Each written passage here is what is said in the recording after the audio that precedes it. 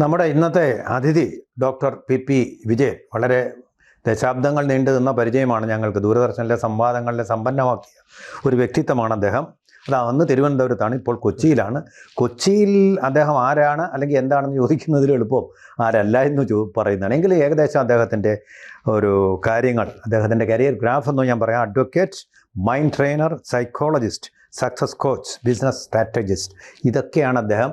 ഇതിൽ നമുക്കിപ്പോൾ അദ്ദേഹത്തിൻ്റെ സൈക്കോളജിസ്റ്റ് നമുക്കിപ്പോൾ ഒരു ആവശ്യം, കേരളത്തിൻ്റെ ഇന്നത്തെ ഒരു കറൻറ്റ് ആയിട്ടുള്ള ഒരു ഔട്ട്ലുക്കിലേക്ക് പോകുമ്പോൾ നമ്മുടെ സമകാലീന പരിസ്ഥിതിയിൽ വളരെ ആവശ്യമായിട്ടുള്ള ഒരു സൈക്കോളജിയുടെ അതിൻ്റെ ഒരു ദർശനം നമുക്ക് വളരെ ആവശ്യമായിട്ടുണ്ട്. ഇപ്പോൾ നോക്കൂ, നമ്മുടെ ചുറ്റും ഈ സ്ത്രീ പീഡനമെന്ന് പറയുന്നത് ഒരു വാർത്തയെ അല്ലാതാവുന്ന എപ്പോഴാണ്? അത് സ്ഥിരമായിട്ടാകുമ്പോൾ. നമ്മൾ വാർത്തയുടെ ഡെഫിനിഷൻ എന്ന് പറഞ്ഞാൽ പട്ടി മനുഷ്യനെ കടിച്ചാൽ അത് വാർത്തയല്ല, കാരണം സ്ഥിരമായിട്ട് നടക്കും. പക്ഷേ ആൾ പട്ടിയെ കടിച്ചാൽ, ഒരു മനുഷ്യൻ പട്ടിയെ കടിച്ചാൽ വാർത്തയാവും എന്ന് പറയുന്ന പോലെ ഈ പീഡനമെന്ന് പറയുന്നത് ഒരു നെച്ചായ കുടിക്കുന്നത് പോലെ, പണ്ട് നായനാർ പറഞ്ഞ പോലെ ഒരു പരമ്പരയായിട്ട് ദിവസവും ഇങ്ങനെ വാർത്തയായിക്കൊണ്ടിരിക്കുന്നു. അപ്പോൾ കേരള സമൂഹത്തിന് എന്ത് സംഭവിച്ചു? എവിടെയാണ് ഈ പ്രശ്നം? ഏറ്റവും ഒടുവിലത്തെ ഉദാഹരണമാണ് രാഹുൽ മാങ്കൂട്ടത്തിൽ. അതൊരു രാഷ്ട്രീയക്കാരനായതുകൊണ്ട്, തീർച്ചയായിട്ടും ഉയർന്നു വരുന്ന രാഷ്ട്രീയക്കാരനായതുകൊണ്ട് അത് വലിയൊരു കോലാഹലവും കോളിളക്കവും തന്നെ കേരള രാഷ്ട്രീയത്തിൽ സൃഷ്ടിച്ചു. അതിപ്പോഴും തുടർന്നുകൊണ്ടിരിക്കുന്ന ഒരു സന്ദർഭം. ഈ സന്ദർഭത്തിൽ എന്തുകൊണ്ടാണ് നമ്മുടെ യുവാക്കളാൽ സ്ത്രീകൾ പീഡിപ്പിക്കപ്പെട്ടു എന്നുള്ള പരാതികൾ ധാരാളമായിട്ട് നമ്മുടെ സാമൂഹിക രാഷ്ട്രീയ പരിസരങ്ങളെ ഇങ്ങനെ വൃത്തികേടാക്കിക്കൊണ്ടിരിക്കുന്നു എന്നാണ് ഞാൻ ചോദിക്കുന്നത്. ഇതിന് ബേസിക്കായിട്ട് നമ്മൾ ഡീൽ ചെയ്യുമ്പോഴത്തേക്കും ഇത്രയും സംഭവങ്ങൾ എന്തുകൊണ്ട് നമുക്ക് സിറ്റി ഓഫ് മുംബൈയിലില്ല, നമ്മൾ അങ്ങനെ എടുക്കണം. മഹാരാഷ്ട്രയിൽ എന്തുകൊണ്ടാണ് കുറവെന്നുള്ളത്. അപ്പം നമുക്ക് ഈ വിസർജ്യങ്ങൾ പോലെ തന്നെ ഹ്യൂമൻ നെസസിറ്റിക്ക് അകത്ത് വരുന്നൊരു സംഭവമാണ് ഈ സെക്ഷുവാലിറ്റി എന്ന് പറയുന്നത്. അപ്പം സെക്ഷുവാലിറ്റിയുടെ ഒരു വെൻഡ് ഓഫിന് വേണ്ടിയിട്ടൊരു വേദി വേണം. അപ്പം ഈ ഒരു പക്ഷേങ്കിൽ നമുക്ക് ഈ മുംബൈയിലെ റെഡ് സ്ട്രീറ്റ് ഇല്ലായിരുന്നുവെങ്കിൽ ഒരു പക്ഷേ മുംബൈ മാടാകുമായിരുന്നു. സ്ത്രീകൾക്ക് അവിടെ ചെന്ന് ഇറങ്ങാൻ പറ്റത്തില്ല. അത് ശരി, അതൊരു നല്ല കാര്യമാണെന്നാണ്. അതെ, ഇന്നിപ്പോൾ നമുക്ക് മുംബൈയിൽ ഇപ്പോൾ ഒരു ട്രെയിനിൽ വെച്ചൊരു സ്ത്രീയെ അവമാനിക്കുന്ന ഒരു സംഭവം ഉണ്ടായി കഴിഞ്ഞാൽ ഇപ്പം അയാളെ പോലീസിനൊന്നും വിട്ടുകിട്ടൂല, അല്ലാതെ തന്നെ നാട്ടുകാർ തന്നെ തീർത്ത് കളയും. ഇവിടെയാണെങ്കിൽ പോലീസിന് കുറച്ചെങ്കിലും ബാക്കി വെച്ചേക്കും. ഇവിടെ ഇടപെടത്തില്ല എന്നൊരു സംഭവം ഉണ്ട് പലപ്പോഴും. അപ്പോൾ എന്താണെന്ന് ചോദിച്ചു കഴിഞ്ഞാൽ അതിപ്പോൾ വേറൊരു, നമ്മളിപ്പം US പോവുകയാണെങ്കിലും കാനഡയിൽ പോവുകയാണെങ്കിലും ഓസ്ട്രേലിയയിൽ പോവുകയാണെങ്കിലും ഈവൻ നമ്മുടെ ദുബായ് എടുത്തുള്ളൂ.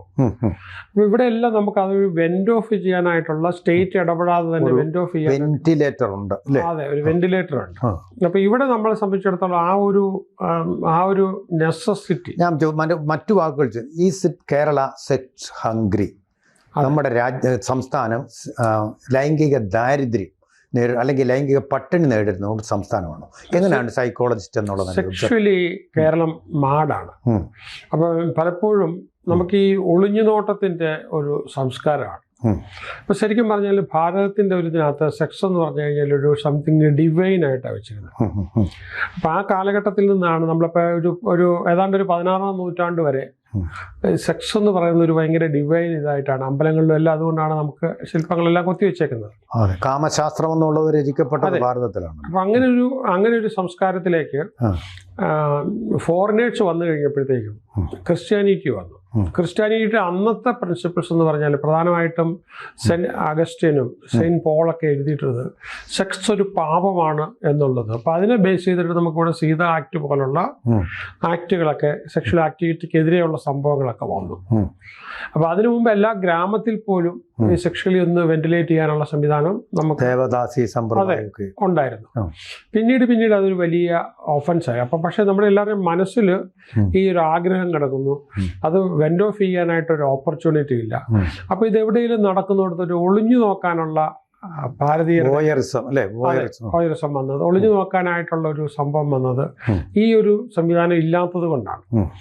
അപ്പം അത് കഴിഞ്ഞ് പിന്നീട് ഈ ക്രിസ്ത്യാനിറ്റിക്കകത്ത് തന്നെ ഒരുപാട് മാറ്റം വന്നു. അപ്പോൾ ഞാൻ പറഞ്ഞല്ലോ, സെയിൻറ്റ് ഓഗസ്റ്റിൻ്റെയും സെയിൻറ്റ് പോളിൻ്റെയൊക്കെ എഴുത്തുകളാണ് കൂടുതലായിട്ടും സെക്സ് പാവമായിട്ട്.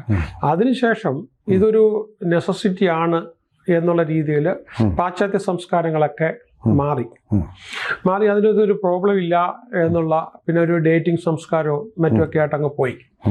അപ്പോൾ അന്നേരം എന്ത് ചോദിച്ചാൽ നമ്മൾ നേരത്തെ കൊണ്ടുവന്ന ആ ഒരു സംഭവം ധാർമ്മികം എന്ന് പറഞ്ഞു കഴിഞ്ഞാൽ സെക്ഷുവാലിറ്റിയിൽ മാത്രമല്ല. ഇപ്പൊ കൈക്കൂലി വാങ്ങിക്കുന്നതും അധർമ്മമാണ്.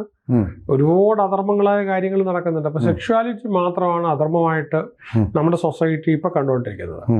അപ്പൊ ശരിക്കും പറഞ്ഞു കഴിഞ്ഞാല് ഇപ്പൊ ഈ അടുത്ത കാലത്തുള്ള സുപ്രീം കോടതിയുടെ ഇന്റർവെൻഷന് ശേഷമാണല്ലോ ഒരു സ്ത്രീക്കും പുരുഷനും പ്രായപൂർത്തിയായവർക്ക് പോയി ഒരു ഹോട്ടലിൽ പോയി താമസിക്കാം, പോലീസ് അവരെ ഡിസ്റ്റർബ് ചെയ്യത്തില്ല എന്നുള്ളൊരു സംവിധാനം വന്നത് സുപ്രീം കോടതിയുടെ ഒരു ഓർഡറിന് ശേഷമാണ്. അതുപോലെ തന്നെ ഒരു ഫാമിലി ലൈഫില് അവരെ സംബന്ധിച്ചിടത്തോളം സെക്ഷുവാലിറ്റി നടക്കുന്നില്ലെങ്കിൽ ഒരുപാട് പേരുണ്ട്. അപ്പോൾ സൈക്കോളജിസ്റ്റായി എനിക്ക് ഒരുപാട് കേസസ് അറിയാം.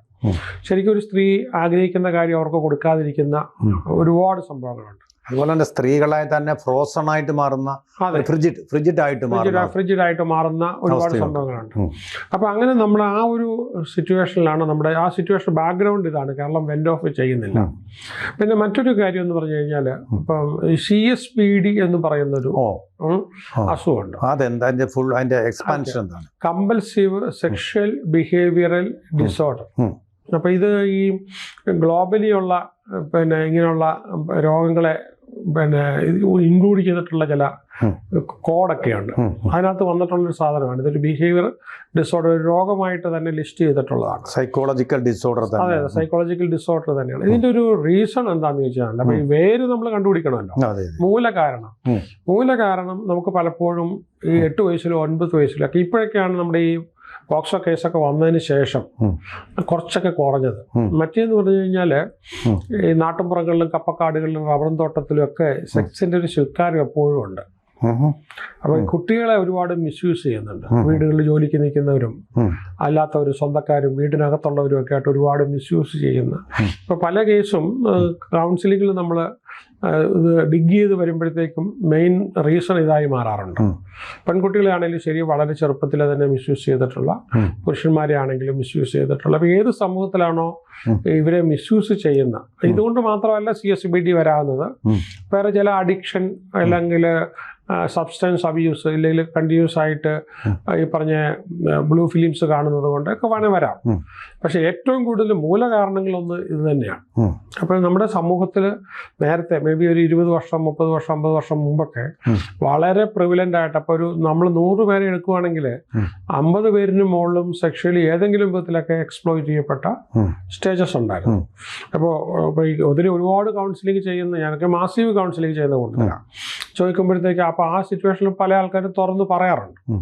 അപ്പോൾ ഈ ഒരു മിസ്യൂസ് ശരിക്കും നടക്കുന്നുണ്ട്. അപ്പോൾ അതിൻ്റെ ഒരു എല്ലാവർക്കും ഇല്ല, ചില ആൾക്കാർക്ക് ഉണ്ടാകുന്ന ഒരു പ്രത്യാഘാതമാണ് CSBD. അതായത് അങ്ങനെ അതിന് വിധേയമായിട്ടുള്ളവരാണോ?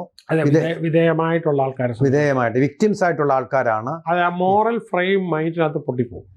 അപ്പൊ ആ മെന്റൽ മോഡൽ പൊട്ടിപ്പോകുന്നത് കൊണ്ടുണ്ടാവുന്ന ഒരു സൈക്കോളജിക്കൽ ഡിസോർഡർ ആണ് അമിതമായ ലൈംഗിക ആസക്തി.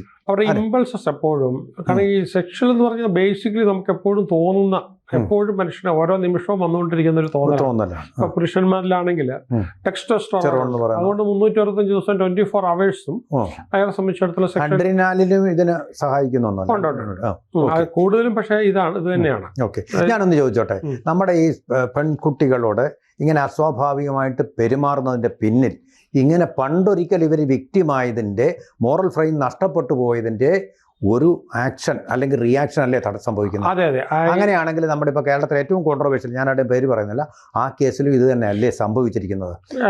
ആകാനാണ് സാധ്യത, ഏറ്റവും കൂടുതൽ സാധ്യത. ഇനി മറ്റൊന്ന്, നമ്മുടെ സമയം കഴിയാറായതുകൊണ്ട് മറ്റ് സ്ത്രീകളിലും ഇതുപോലെയുള്ള മോറൽ ഫ്രെയിം പോയിട്ടുള്ള കേസുകൾ ഉണ്ടാകും. 4% മുതൽ 6% വരെ കേരള പോപ്പുലേഷനകത്ത് CSBD ഉണ്ടാവും എന്ന് പറഞ്ഞാൽ സ്ത്രീകളിലും ഉണ്ടാവാം. 100 പേരിൽ 6 പേർ, 4 പേര് മുതൽ 6 പേർക്ക്, 100 പേരിൽ 6 പേർക്ക് വരെ സംഭവം ഉണ്ടാവും. അപ്പൊ ഈ അങ്ങനെയുള്ള സ്ത്രീകൾക്ക് പുരുഷന്റെ ഒരു മണമോ സാന്നിധ്യമോ ഒക്കെ വലിയ അഭിനിവേശമായിട്ട് മാറുകയും, ഇമ്പൾസസ് അവർക്ക് കൺട്രോൾ ചെയ്യാൻ പറ്റത്തില്ല. ഇമ്പൾസ് കൺട്രോൾ ചെയ്യാതെ അവരെ ഈ സെക്ഷൽ അബ്യൂസിന് വിധേയമാക്കുകയും ചെയ്യാം സ്ത്രീകൾ, പുരുഷന്മാരെ. അങ്ങനെ അബ്യൂസ് ചെയ്യാന്ന് മാത്രമല്ല, അവർക്ക് ഒരുപാട് പ്രോത്സാഹിപ്പിക്കാം, പ്രോത്സാഹിപ്പിച്ച് മുന്നേറി വരാം പല വിധത്തിലും. അത് സമാനമായ രീതിയിൽ പുരുഷന്മാരിൽ അപ്പം തന്നെ അത് അക്സെപ്റ്റ് ചെയ്യപ്പെടാനും അവർ റിലേഷൻഷിപ്പിലേക്ക് പോവുകയും ചെയ്യും. അങ്ങനെയുള്ള സംഭവങ്ങളും ഡോക്ടറുടെ കേസുകളിൽ ധാരാളമായിട്ടുണ്ടായിട്ടുണ്ട്.